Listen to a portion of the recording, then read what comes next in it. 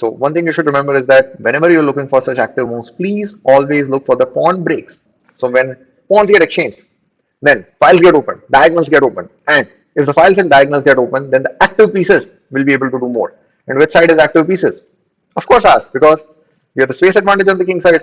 We have more developed pieces, and yeah, they are behind in development as well.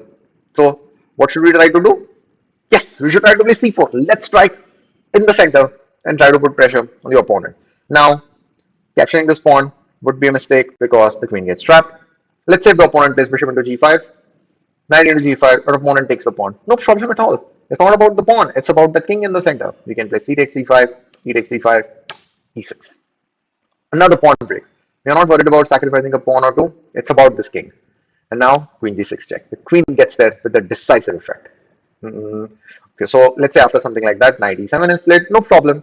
We can just capture.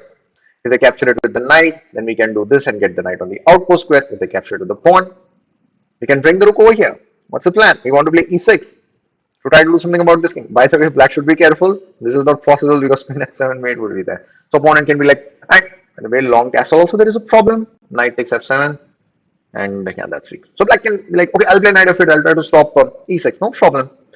D takes e5, queen takes e5. There are lots of weaknesses that we can put pressure on. There is no way for black to defend this, and black's position collapses. So it all started with recognizing that black has short-term problems because of the king in the center and lack of development. So we need to play actively, and one of the most common ways to do that is through the pawn break. And c4 gave us a lot of activity, in some cases through the d file, in some cases through the e file, and we were able to increase the pressure significantly on black.